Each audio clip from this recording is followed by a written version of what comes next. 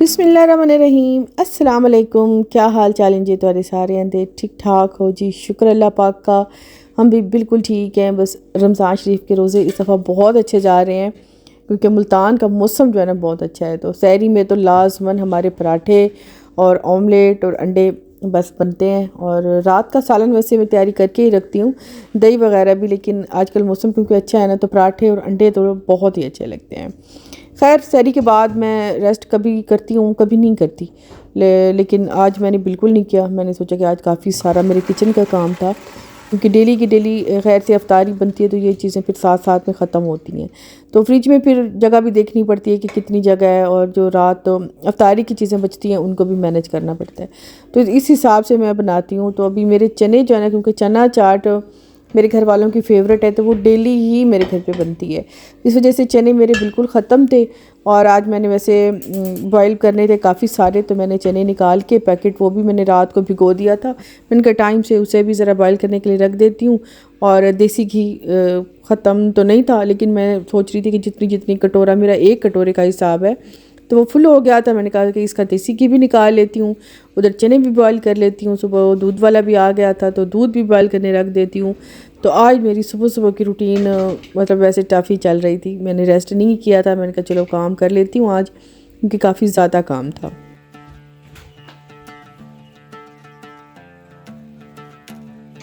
आज हेल्पर छुट्टी गई हुई थी, छुट्टी नहीं, बस अम्मी ने जाना था बाज़ार, तो फिर वो अम्मी के साथ गई थी। तो मैंने सोचा कि चलो मैं ही फटाफट से काम आज निपटा लेती हूँ, क्योंकि मेरे काम से मैंने कभी जी नहीं चुराया। मुझे पता है कि काम घर के कैसे किए जाते हैं, और मैं कभी भी हेल्पर के बिना मैं कभी भी ये नहीं करके बैठी कि नहीं वो होती तो ये काम हो जाता, वो होती तो ये काम हो जाता, क्योंकि मैं खुद ही काम करने वाली हूँ। मैंने इसे भी मतलब छोटा घर मैनेज किया हुआ है। जो मेरे न्यू सब्सक्राइबर हैं उनको बता रही हूँ, जो पहले से देख रहे हैं उनको तो पता है। तो मैंने वो बहुत अच्छा मैनेज किया हुआ था, तो फिर ये घर तो बहुत आसानी से इसमें काम हो जाता है।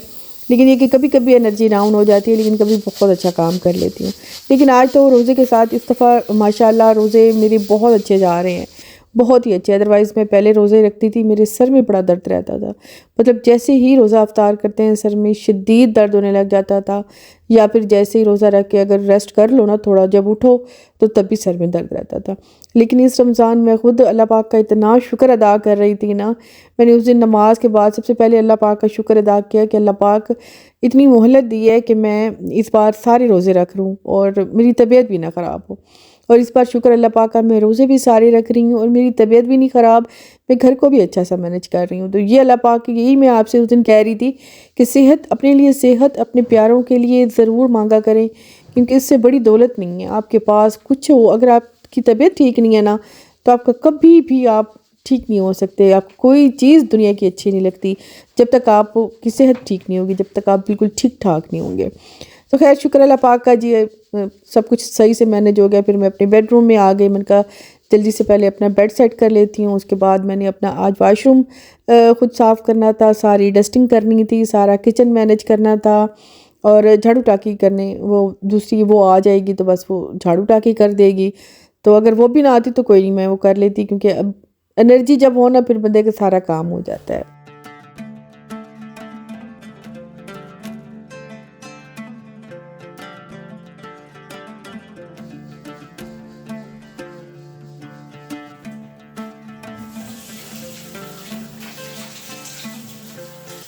आज मैंने अपना वॉशरूम खुद साफ़ करना था, क्योंकि अक्सर जो स्टील की जो होती हैं टूटियाँ वगैरह, इन पे ना पानी के सारे दाग, उनके स्टेन में पानी रुका रह जाता है, उसके वो दाग पक जाते हैं। तो उनको जब तक हम पानी इस्तेमाल करते रहते हैं, ड्राई नहीं करते, तो इस वजह से वो ख़राब होना स्टार्ट हो जाती हैं।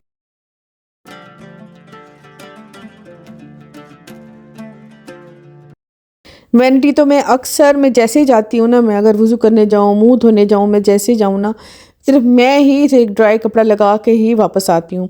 लेकिन जब दूसरे जाते हैं ना, ख़ास तौर पे मेरे हस्बैंड, फ़ातिमा तो इतना पानी पानी कर आती है ना, मुझे बड़ा ही गुस्सा चढ़ता है। तो हालांकि मैं उसे इतना समझाती हूँ कि बेटा ये नाजुक चीज़ें होती हैं, पानी से ख़राब हो जाती हैं, तो इन्हें बहुत ही आराम से इस्तेमाल करनी पड़ती हैं। लेकिन बच्चे हैं ना, कि इनको तो अकल आते आते आएगी ना, हमें तो अकल आ गई है, तो लेकिन इन्हें अकल आते आते आएगी चीज़ों को कैसे यूज़ करना है, कैसे इनको संभालना है, क्योंकि चीज़ें लग तो जाती हैं फिर इनको संभालना बड़ा मुश्किल होता है। इनकी केयर करेंगे तो ये हमारे साथ चलेंगी, अदरवाइज़ फिर ये टूट फूट जाती हैं। तो इसी तरह ही घर ख़राब होना स्टार्ट होते हैं तो बस फिर ख़राब ही होते चले जाते हैं।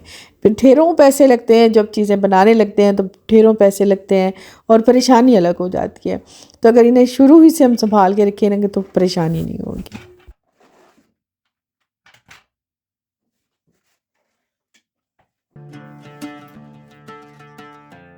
ख़ास तौर पे जो वैनिटी का जो शीशा है ना, इस पे जो लगे होते हैं ना दाग, ये बड़े पक जाते हैं, मुझे बिल्कुल नहीं अच्छे लगते।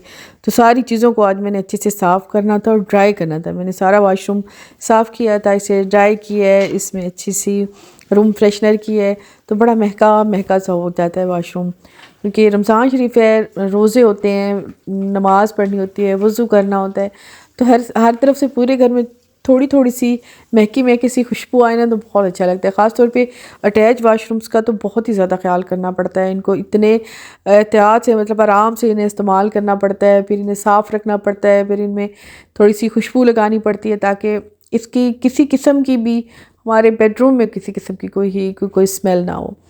जिस वजह से मैं अपना अटैच वाशरूम भी बड़ा अच्छा सा साफ़ रखती हूँ और कोशिश करती हूँ कि इससे हल्का फुल्का सा डेकोरेट कर लूँ, क्योंकि अटैच है तो फिर जाते हुए नज़र पड़ती है या आते हुए या चले जाएं तो अच्छा लगता है। तो खैर जी, आज मैंने अपना बेडरूम के साथ साथ अपना वॉशरूम भी साफ़ किया, उसे ड्राई किया।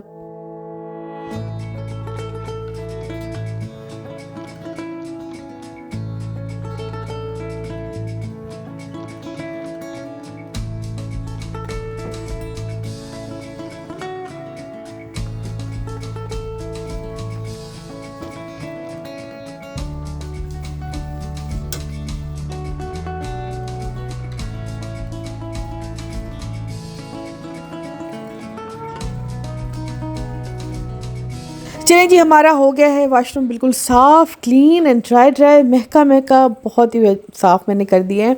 और अभी मैं आ गई हूँ दोबारा किचन में। मैं ज़रा फ्रेश होंगी, लेकिन मैंने रखा था ना घी बनने के लिए। मैंने कहा ज़रा इसको देख लूँ ये जल ना जाए, क्योंकि एक दफ़ा मुझसे ऐसा हो गया था, मैंने घी रखा था और भूल गई थी, तो बेचारा सारा जल गया और मेरा इतना सारा घी वेस्ट हो गया था। तभी मुझे अचानक से याद आया कि मैंने घी रखा हुआ है, तो मैं फिर भाग के आई किचन में और मैंने कहा चलो इसका काम पहले कर देती हूँ, फिर मैं फ़्रेश होके तो अफ्तार तैयार करूँगी।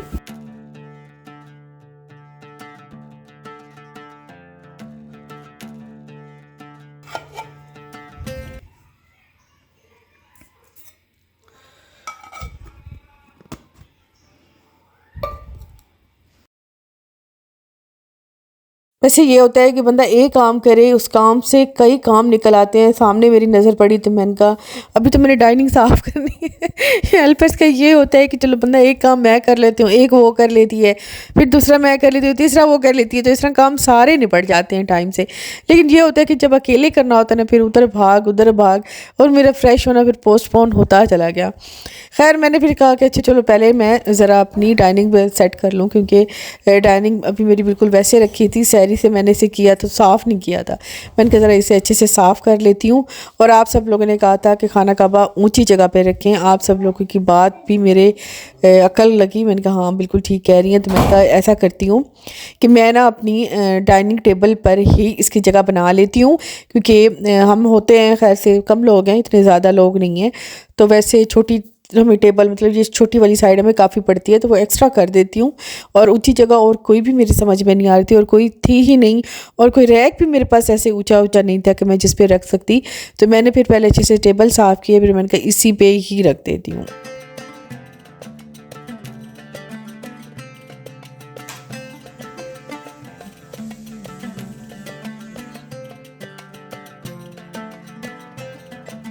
चलें जी, खैर से हो गए हैं जी मेरे काम घर के कंप्लीट। मैं हो गई थी फ्रेश होके मैं आई हूँ अभी दोबारा किचन में। आज मैंने बनानी थी अफ्तार में मैंने सोचा कि चलो आज ब्रेड पकौड़ा बना लेती हूँ। मैंने जो मेरी बस ब्रेड भी मेरी थोड़ी सी ही पकाया बची थी, तो मैंने फिर उसी में ही आलू का बैटर लगाया, इसको 4 पीसेस में कट करके मैंने कहा रख देती हूँ। इसका बैटर भी बना के रख देती हूँ, एंड टाइम पे इसे फ्राई कर लेंगे।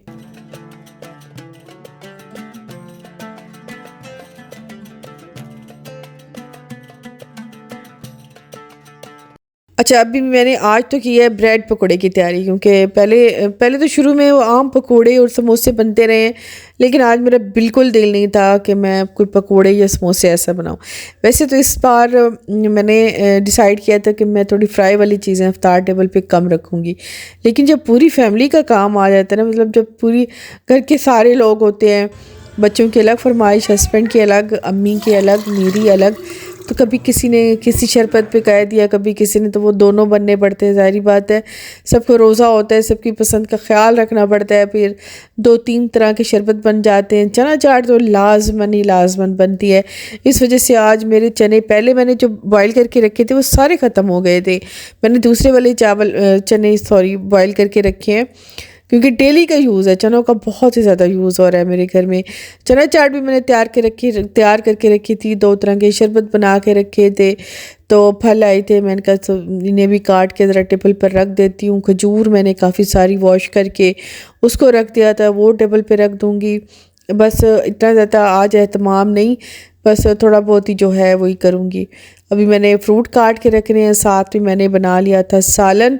सालन में मैंने आज बना लिया था कीमा, तो मैंने कहा चलो कीमा और मटर का सालन बना लेती हूँ, ब्रेड पकोड़े बना लेती हूँ, साथ में शरबत, चना चाट हो गया। इस तरह बस काफ़ी रहेगा।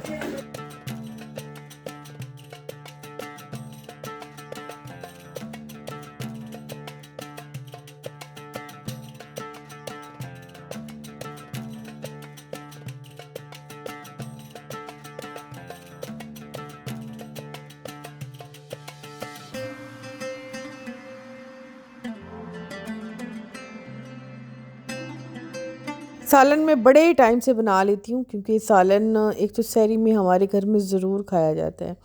अगर अंडे नहीं लेंगे, सालन लेंगे, दही लेंगे, रोटी ले लेंगे या कोई पराठा, इस तरह।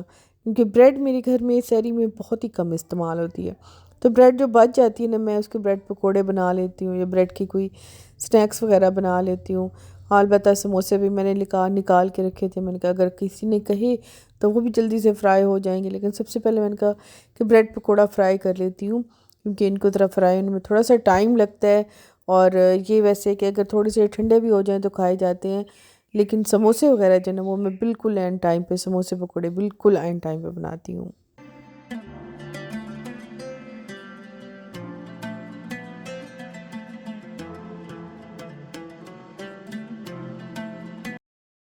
आहिस्ता आहिस्ता मैं काम करने लगी थी। पहले मैं सोचा था कि काम हवा होगा, यार मुझे रोज़ा है, मैं कैसे काम करूँगी, लेकिन फिर पता ही नहीं चला, माशाल्लाह से सारा काम हो गया। काम करने से पहले आपको लगता है कि काम कोई बहुत ही ज़्यादा, जब काम करने लगते हैं ना, फिर नहीं पता चलता काम कहाँ का कहाँ निकल गया, बल्कि टाइम बहुत अच्छा पास हो जाता है, पता ही नहीं चलता। बंदा एक्टिव होता है ना, तो नमाज भी बड़ा बंदा जल्दी जल्दी पढ़ लेता है। लेकिन अगर बैठे हो ना सुस्ती सुस्ती से कि नहीं बैठे हैं, रोज़ा है, फिर नमाज भी हमारी लेट हो जाती है, सारे काम भी हमारे लेट हो जाते हैं। अगर हम एक्टिव हैं, चल फिर रहे हैं, इधर उधर हो रहे हैं, तो वो हमारा फिर नमाज भी टाइम पे हो जाती है, काम भी हमारे सारे टाइम पर हो जाते हैं। तो देखिए, बस मेरी अफ्तार भी तैयार हो गई है। ब्रेड पकोड़ा मैंने बना लिया है, साथ में मैंने सालन बना लिया है। सालन के लिए मुझे धनिया ज़रूरत था, तो मेरे घर के बाहर ही बहुत ही अच्छा फ्रेश वाला धनिया उगा है। धनिया भी है, थोड़ा सा पुदीना भी है, तो मैं यहीं से ही कटवा लेती हूँ। अगर सालन के लिए डलवानी हो, पकोड़ों के लिए, तो यहीं से ही, और इतना तेज़ी से उगाता है। एक दिन काटती हूँ, दूसरे दिन वैसे वैसे का वैसे होता है। तो बस ये मेरी आज की रूटीन आपके साथ शेयर की है, सहरी से अफ्तार तक की है मेरी सारी रूटीन। तो इंशाल्लाह जी नेक्स्ट में जल्दी मिलेंगे। आप भी काम किया करें, एक्टिव रहा करें अपने घर को, जैसे आप संभालते हैं ना, जैसे चीज़ें आप साफ़ करते हैं, ऐसे कोई भी नहीं करता। तो मिलते हैं जी नेक्स्ट वीडियो में इंशाल्लाह जी।